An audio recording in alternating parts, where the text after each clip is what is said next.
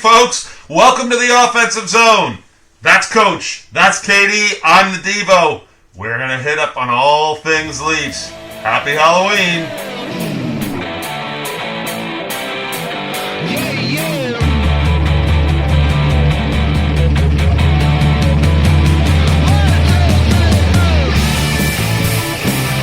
Okay, Leafs fans, we're going to get right into it. Big game last night, Leafs-Detroit, 5-4 win. JT had 3 points.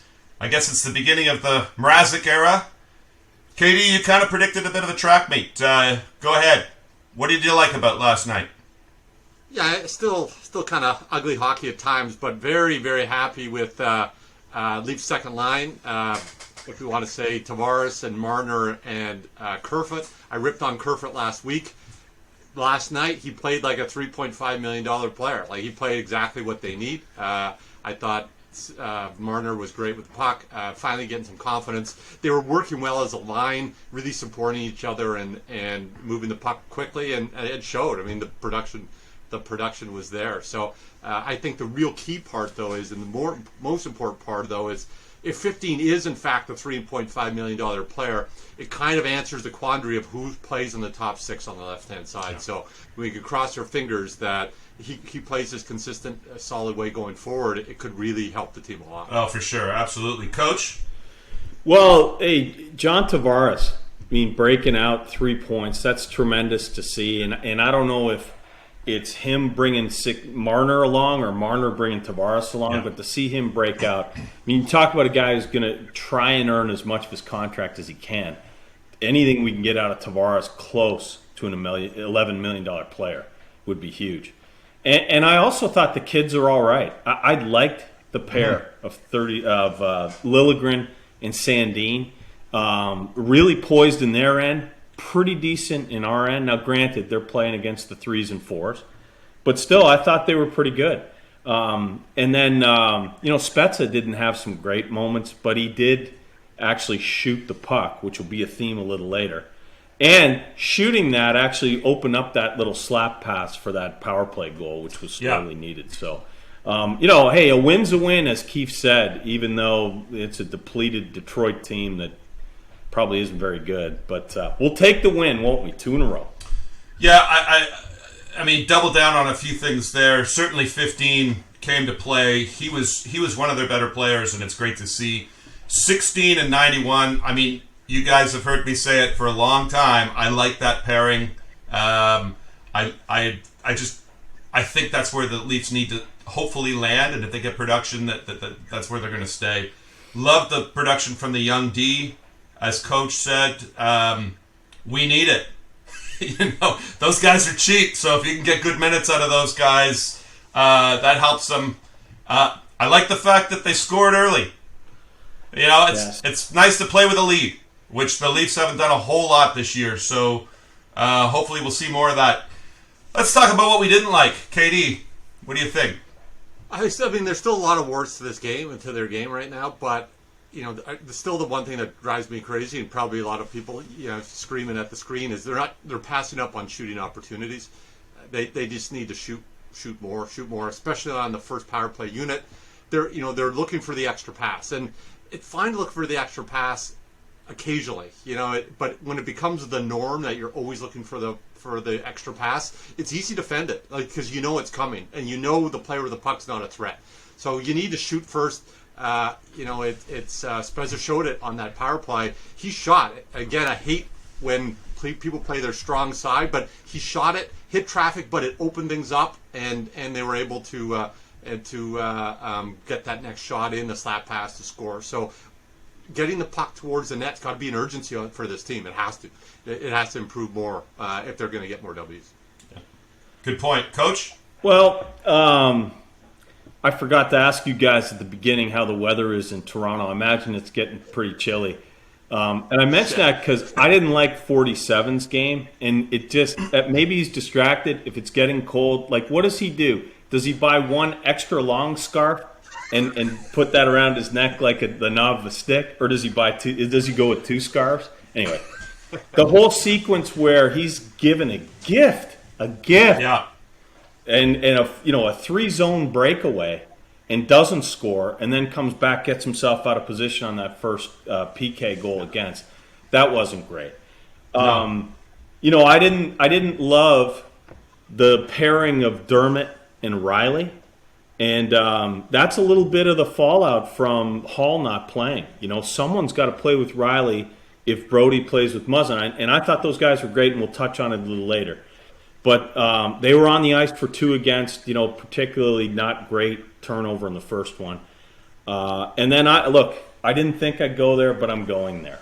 Austin Matthews game. So look, to start the year, I would be thrilled if Andre Kasha had the same stat line after 9 games as Austin Matthews. And he does. But that's not good. Because they each have a goal and an assist. Cash, I had high hopes for him, and he's probably performing about where he might be. But Matthews, it's not good. It's going to be soon not good enough to talk about the chances he gets. And he did get some chances again. But that guy's got to start producing. And I feel like we and everybody give him a break when we're a bit more critical on Marner, for example. Matthews got to get going. He will, but he's got to get going, and it's not there yet. That second D-line pairing, 8 and 78. Katie, what'd you think?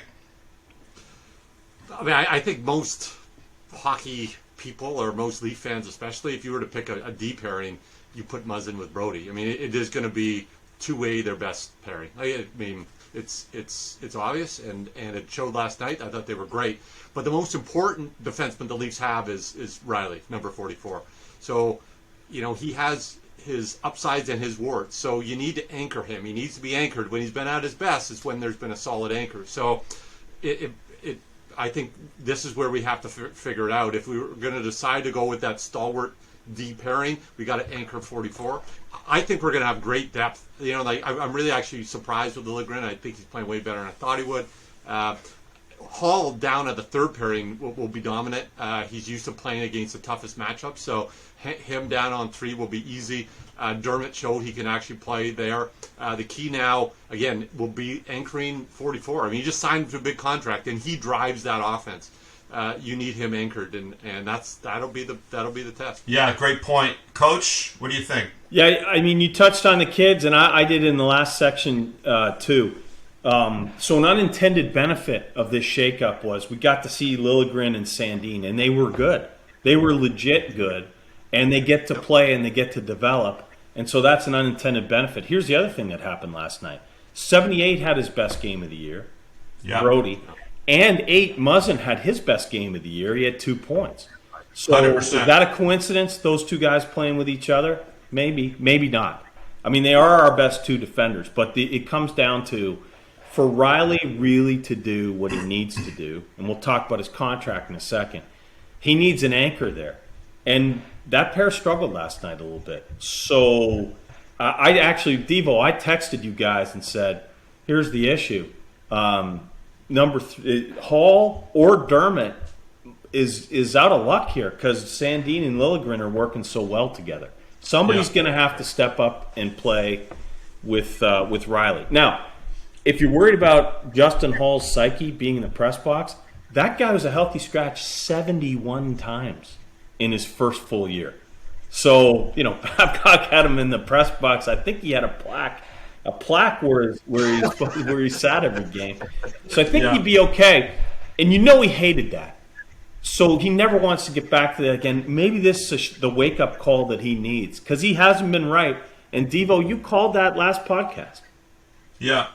Yeah, I mean, I hope he gets right. I'm hoping that he's sick or playing through an injury or something like that. Look, guys, he was solid last year for us. I might go on the record and say he might have been our most consistent D throughout the entire year. Last year, talk about an anchor. He might look pretty good beside 44 if you get him playing NHL hockey again, which we haven't seen yet this year. So hopefully this is a shakeup. We get him right and get him back out there. As you say, that just shows a lot of depth. I want to break into the next section here. You touched on it a bit, Coach. There's some big news out of Leaf land. 44 got himself a great big contract. Coach, you have some connections out there. Why don't you talk a little bit about this? Well, look, being the coach, I do have connections. And I think we've got a picture here. So in this picture, there's a guy who's as plugged into the league as there is on the planet and with a really keen hockey mind. And also pictured here is player agent J.P. Barry. So, hey, I ran into J.P. Barry at the NHL Draft 2018. I'll tell you why, and I'll tell you why I'm wearing a Sharks hat in that picture a little later on. But for now, let me say, I bent his ear for 10, 15 minutes. He could not wait to get away from me, but it was a good conversation from my standpoint. And he talked about a bunch of guys. He has 60-some-odd NHL players. One of them is Morgan Reilly. And being a Leaf fan, even though I was at a Sharks party, I talked to him about the Leafs. He had Jake Gardiner and Morgan Reilly at the time. And one of the things he said about both those guys is they want to stay in Toronto long term. And it didn't work out for Jake Gardiner. Thank goodness it didn't. Right? He's had all kinds of injury problems, and that contract at $4 million, a little more than $4 million, would have been tough for us. But for Reilly, he said, he told me at that time, Reilly wants to be a Leaf for his entire career. And think about this. This was before Brody joined. These were Riley's most frequent D pairings in that time. Ron Hainsey, Nikita Zaitsev, so we got a chance firsthand to see a guy lead the league in icing. Jake Gardiner, Matt Hunwick, Roman Polak. Oh my gosh, Roman Polak could not play for my beer league team this Sunday nights, the Fort Worth Hawks. He's too slow even for us. Martin Marincin, Cody Franson, Connor Carrick, and Stefan Robidas. Those were his 10 most frequent D pairings. And for that guy at that time to say, I want to be a Leaf long term, that speaks volumes. He's got a lot of character. And, Kev, you're going to talk about the economics of it. But, their long-term implications aside, he's a great guy, good leader. If you want to build around people that you want to be here, he's a guy you want to be here. Yeah, that's a great point, and it does seem without question that there was a hometown discount. We discussed ad nauseum this summer as these big D names were coming off the free agent market, and we were looking at the dollar amounts of what these guys were signed. And circling back to Morgan Reilly with a little bit of sweat dripping down the forehead there. Katie, how did they pull this off? Because 7.5 seems cheap based on where everyone has been going, but 7.5 is going to be tricky next offseason. What do you think? Well, Scott said it. He wants to be there. I mean, you won't get him done in the summer. Unless for 7.5. No other team in the league gets him for 7.5. So that was lucky. But let's remember, his contract is 5. We're still paying Phil Kessel. Yes, we paid Phil Kessel to win 2 cups in Pittsburgh, but he is still on the books at $1.2 million a year. That comes off this year. So you get $5 million you're already paying Reilly. You get 1.2. That's 6.2. You got to get yourself up to 7.5. So if the cap rises, you might actually be able to clear that without actually having to move anything. Yeah. So I think the contract's great just because I think I think it's achievable. It's one where you don't have to turn the team upside down. Mm-hmm. And I think in the mailbag we'll get into losing important guys like Hyman.